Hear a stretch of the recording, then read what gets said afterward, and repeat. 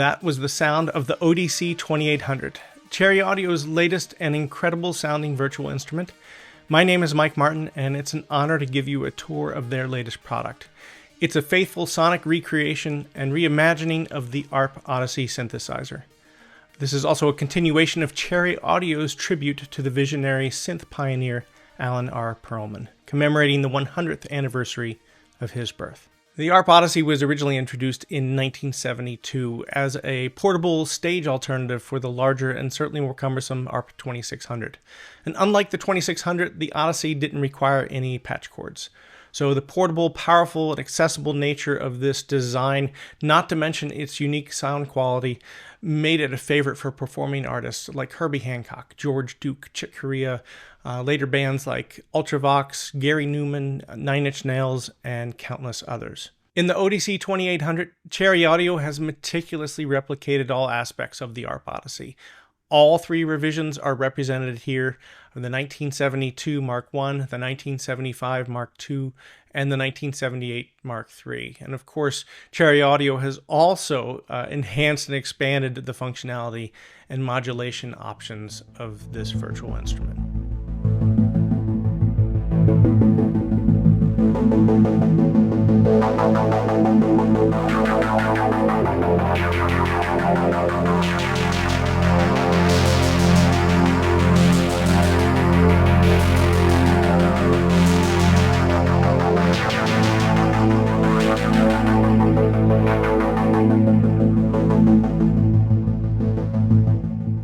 Alright, so here's a look at the front panel of the ODC 2800.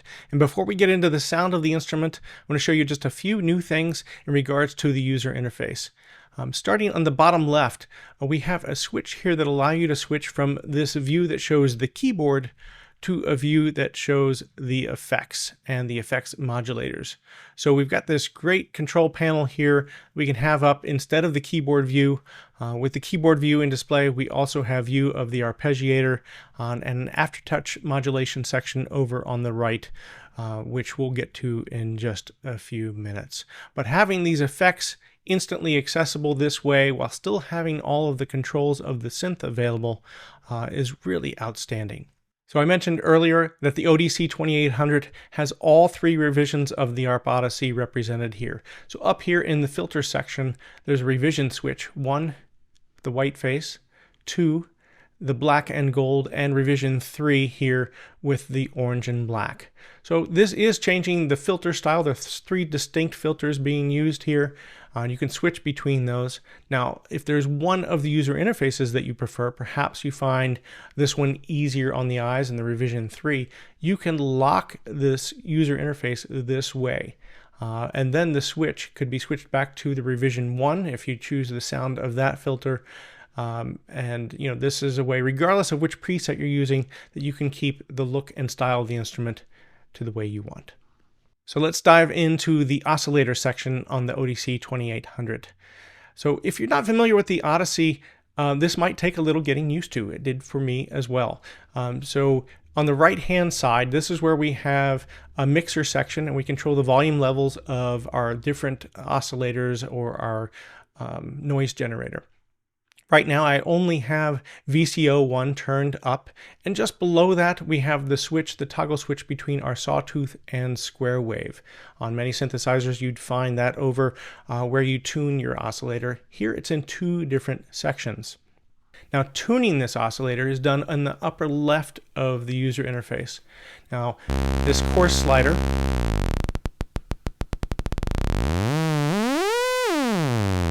has quite a range. Now, one of the difficulties of the original ARP Odyssey is that it was difficult to tune, especially in a live situation. Now, Cherry Audio's added a great quantizing parameter here, so it will snap to a semitone if you like, or we can even switch that to an octave switch. We can go 3 octaves in either direction. And to the right of that is fine tuning. So it's a faster way to get to the tuning that you need. Maybe you just need to go up a fifth, dial that into 7 semitones as an example. Now, beneath this is where you get to the modulation section for this oscillator, and there's all kinds of options. So first is frequency modulation, and that's tied directly, if you look at the red caps here, that's tied to the LFO frequency up here, also in red. So, and beneath this slider, we've got a switch between a sine wave and a square wave for that frequency modulation. To the right of that, we have our sample and hold. So that's tied over here to the sample and hold mixer. And then third, something new, we have this slider, which is completely assignable. And this is something new. And you'll see this drop-down menu throughout the user interface. There's 33, I believe, assignable sources here. This was one of the weak points on the original Odyssey, that there weren't that many modulation options. And one of these things on this list that you'll see is LFO 2. So Cherry Audio did add a second low frequency oscillator over here in the middle section above the sample and hold mixer. And if we switch to that just by clicking on it, you can see we have selectable speed for it. We can also sync it to clock if we like. So LFO 1 and 2 available here on the Odyssey 2800. So one more thing about VCO1 before we move on. Let's go back to the mixer, and beneath this mixer level slider, there's a switch to go from sawtooth to square. We go back to VCO1 on the left, we have pulse width modulation.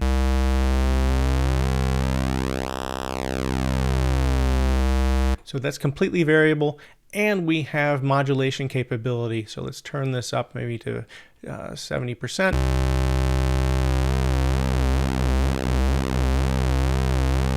That pulse width modulation can be controlled by LFO 1 or our ADSR 1 over here on the right hand side. So I mentioned earlier that Cherry Audio took things further by adding a second LFO. That's by far not the only place they took things a step further. In the top right, you'll see that there's a second envelope generator. The original ARP Odyssey only had an attack and release stage. Here you've got a full ADSR.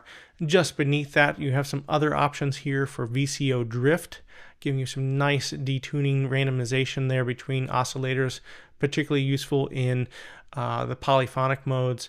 There's also a VCF drift between your voices and an envelope generator drift. So all of those things that are going to make it feel much more like a living, breathing analog instrument. You've got these controls at your fingertips. So moving on to the next oscillator, VCO2. And on the surface, it's identical in the way it functions to VCO1 with one exception. So let's turn it up in the mixer. So we have these two beautifully slightly detuned oscillators. So the original ARP Odyssey was duophonic. So if we played two notes at once, VCO2 would be our upper note.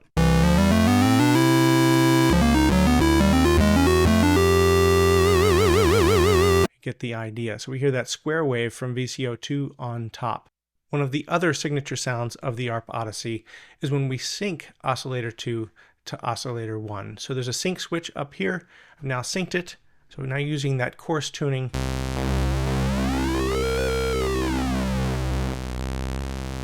Now currently it's being quantized to semitones, so let's turn that to the off switch. I'm actually going to use a real-time controller for this.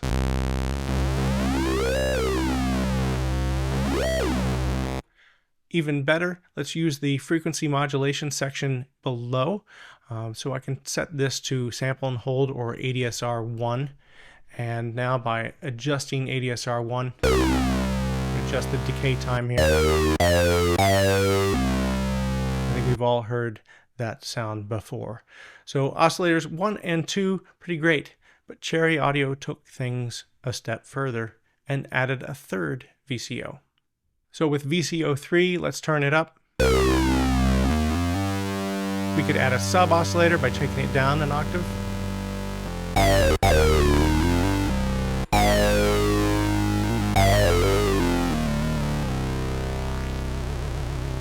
Really outstanding. Again, the same modulation options available below, and you could sync this one to either VCO1 or VCO2.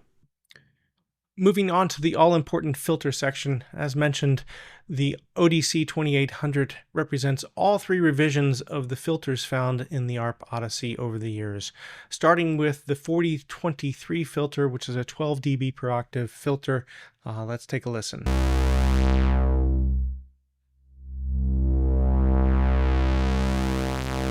Now for the next part, I am going to turn down the gain here. Watch your ears, because I'm going to turn up the resonance. Let's do about 50% resonance. Give it a sweep.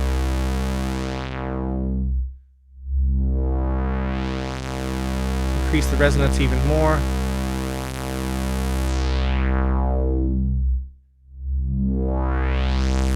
Just a beautiful sounding filter. Let's turn it up all the way.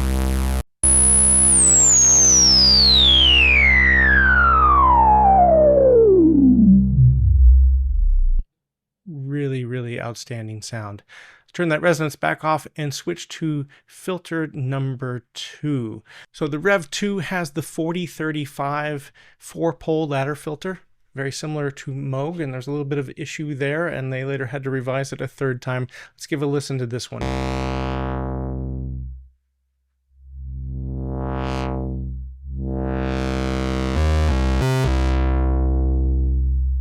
And with resonance about halfway up.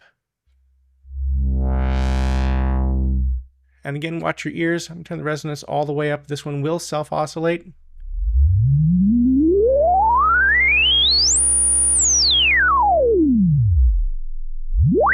And there is no stepping, just my ability to move the controller smoothly. Let's try it again with my mouse.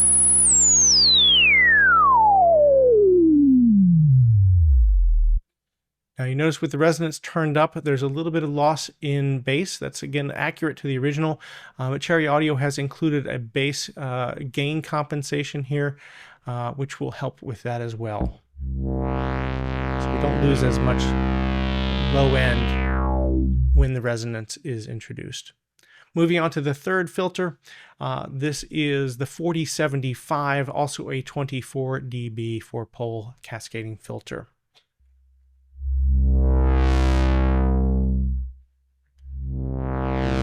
Very nice. The filter halfway up.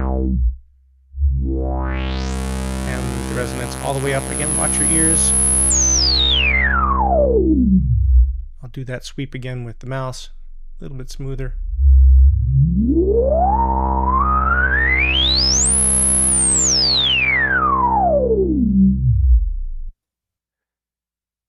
Over to the right of the gain compensation switch, you'll find a filter response switch. So you can switch it from low pass to band pass or high pass for any of the three filter options you have selected. There's a dedicated high pass filter. And then last but certainly not least, there's VCA drive. So this will really allow you to get some really nice grungy sounds to overdrive the output section.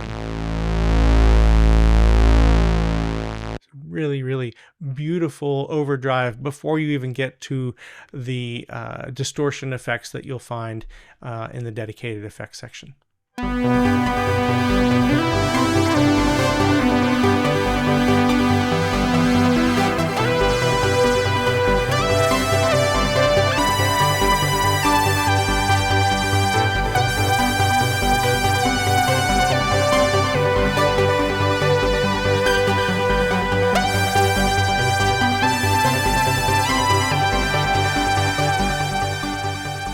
Let's move over to the voices section on the top left. And again, the original ARP Odyssey was a duophonic instrument.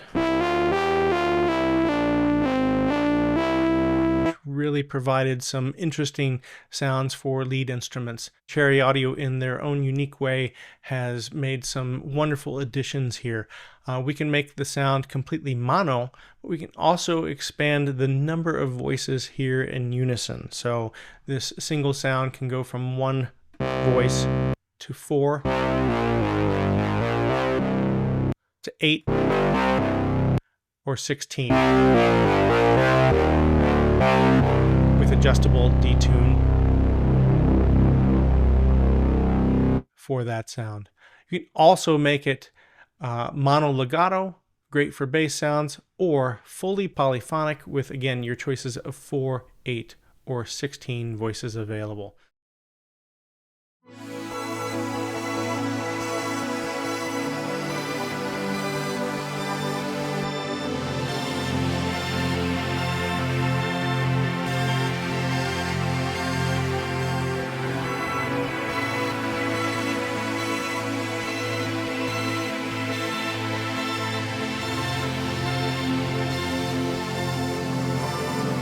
Switching it back to mono, some additional parameters here for Portamento that are all kinds of fun. So Portamento, I think we all understand that. So that's the amount of time that it takes to slide from one voice to the next. But we have different delay times available for VCO2 and VCO3, so they can drag behind by varying amounts.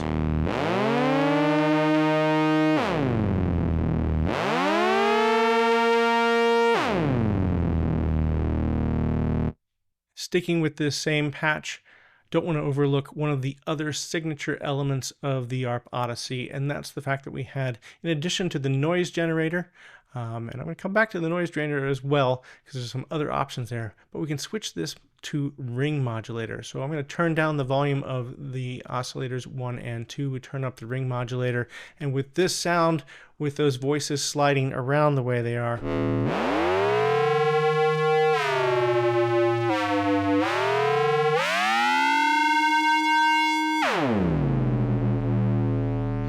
really beautiful options there with the ring modulator. Noise, before I forget, let's switch it back. Cherry Audio has included not only white noise and pink noise, but violet and brown noise as well, to give you some different sound shaping options for that sample and hold mixer, among others. So one of my favorite things in terms of making the ODC 2800 expressive is the Aftertouch section here in the bottom right. And you'll find 3 different sliders for depth control, either positive or negative, as well as, if again, that similar modulation destination section is below with about 33 different assignments. So as an example, with this lead sound, I can control how much Aftertouch is, in this case, controlling the filter. Beautiful little LED representation here beneath that. So we're opening up the filter. We could do it the other way. So if my filter was all the way open, we can have pressure close that filter. So you really make it expressive. If I want to add a little vibrato with Aftertouch, again, VCO as controlled by LFO1, and I have, again, an adjustable amount for this.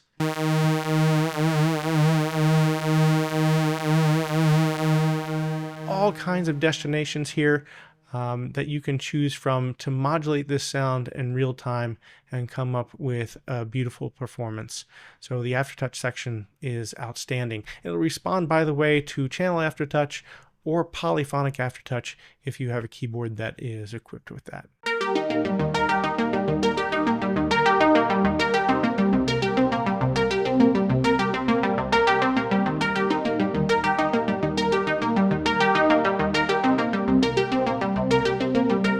So as you can hear, the ODC 2800 has an outstanding arpeggiator.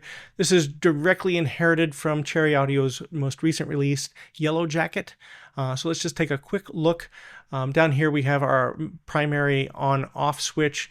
We have some note option here in terms of the order they're played, whether it's random or going up or down in a variety of different options, and the range in terms of octaves, is it 1 octave all the way up to 4.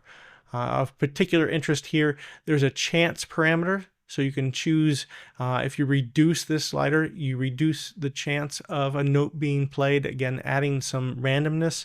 And one of my favorite features is this push and pull feel option. So if you push it a little ahead of the beat or behind the beat, you can adjust this slider here. So also an arpeggiator hold switch. So you can take your hands off the keyboard. So at the beginning of the video, I mentioned this new aspect to the user interface where we can swap the keyboard view with the effects pedal display. So we have 5 different effects available. Of particular note, even without going to this dedicated view, you've got wet and dry mix levels for each of the effects. You have on-off switches for each of them if you need, and then a global on-off switch on the bottom left. But when you open it up, you can see we've got 5 great effects processing options available, which really complement the sound of the ARP Odyssey. We've got a great distortion with tube and saturation, dual phaser, flanger chorus, delay options galore, ping pong tape digital delay, as well as 5 different types of reverb available. The ODC 2800 would not be complete without an incredible selection of presets, and the team at Cherry Audio has done a fantastic job with over 300 presets available in a variety of categories: arpeggiators, basses, again, polyphonic sounds, which we never heard out of the original instrument, sound effects, pads, percussion sounds, and more. You'll find a great collection of presets there. So much to explore. You can also mark your favorite with a star and then get to your favorite list here in the browser really easily. I wanted to mention that any of the controls you see in the ODC 2800 can be controlled in real time from the MIDI controller of your choice. I think things with sliders, if you happen to have them, certainly lend themselves to this type of user interface. And if you want to assign something, simply right-click, use that MIDI learn functionality, and then grab the slider or knob of your choice to control your favorite parameters. So assign as many of them as you can. This instrument really begs for you to control a lot of these things in real time. Even on the far left, we've got these proportional pitch control buttons on the original. They were pressure sensitive buttons. They didn't have pitch and modulation wheels, but by default they function as pitch and modulation wheels. But if you have some pressure sensitive pads, that might be another way that you can experience the ODC 2800, to experience it much more like it was playing the original. So use those real-time controllers to your advantage. From a sound design aspect, I know there's much more to explore on the ODC 2800. So head on over to cherryaudio.com, check out some of the audio demos, or download the trial of the instrument yourself and check it out. My name is Mike Martin.